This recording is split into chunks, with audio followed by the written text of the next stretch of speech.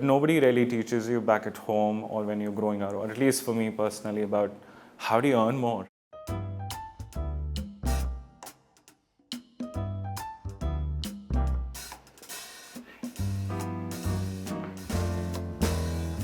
Hi, my name is Pulkit Abral. I'm the Managing Director for Asia Pacific for ACCA, which is the Association of Chartered Certified Accountants.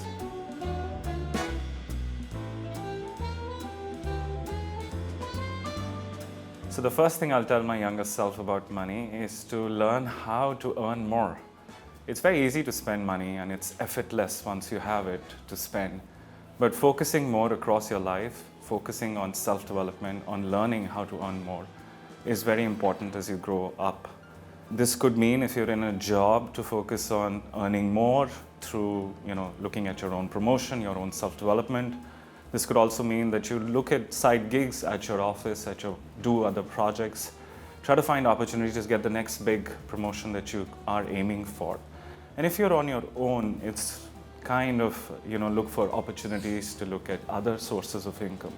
So those kind of options would be something, if I had given myself that advice long time back, I would probably be better for it.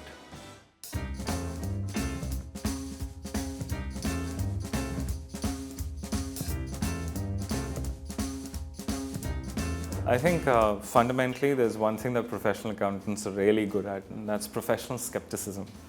So they're taught how to be skeptic about everything that you see, whether you read data, whether you read a piece of information, or you read a management report. So professional skepticism is fundamentally there. The other thing is how to measure, how to calculate what returns look like, and what are the inherent risks associated. I think how important risk is and understanding your own risk appetite in investing. That's something that the world of professional accountancy is really a major dominant force with. So I first started investing late in my early 30s. So I first started investing when I got married, so I had responsibilities. And thankfully, when you learn a little bit when you're getting married about investing, is that you get a multiplier effect because there are two people earning. And that gives you a little bit of greater risk appetite. So my portfolio today is about property for capital appreciation. I also hold diversified stocks across some markets. I have some multi-currency accounts that I'm also holding. And I also work on dividend investing or look at any fixed income assets across. I've recently started exploring government bonds, but that's not today in my portfolio.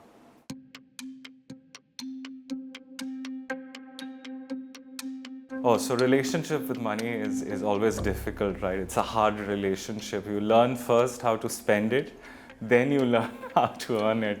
So it's a tough thing for everyone. I think what's most important in my own personal relationship with money when I was growing up was you always had a budget. Money was always tight, so you always focused on how to spend it. But nobody really teaches you back at home or when you're growing up, or at least for me personally, about how do you earn more. So I think that's something that you have to spend time, and if you can focus on that early in your career, it proves value over time. The best piece of advice I've received is patience is a virtue. You've got to follow it through, and volatility across markets will happen in all cycles. So Warren Buffett said once that it's important that patience is something that you should value. You cannot time the market, but you've got to hold true to the fact that the market's nobody's friend. So holding on and making sure that you're able to look at investment over a long period, a sustainable period for wealth accumulation, that's very important. The worst bit of advice that you can have in any investment scenario is anything that's about acting now. There's a time pressure, or there's a clock somebody set on you. Anything that's about getting rich quickly, anything that's about high risk, high return, those kind of scenarios are what volatility is, the core of volatility. So avoiding that is there. So I have received a lot of advice, a lot of pitches in my life, which is around getting rich quickly. So avoiding that's been really difficult, very tempting, but it's not sustainable in the long run. Mistakes that I've made and something I would have done differently. Yes, look, regrets are learning as well. So lifelong investing and sustainable wealth accumulation is all about learning from your mistakes. So when you're young, you don't have enough capital, so you experiment and you learn. So I'll equally also reflecting back on my own journey on investing, would be really happy that I avoided some of the hot trends in the last couple of years.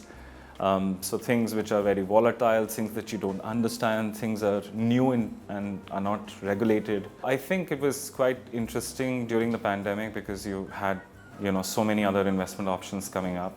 You had the emergence of Bitcoin or cryptocurrencies. You had volatility in different markets.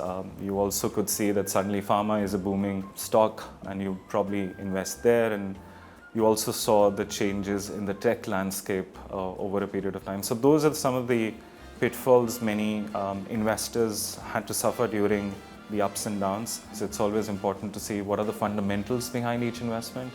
What companies are you investing in, how much research you can put into. So do your own due diligence, that's always important.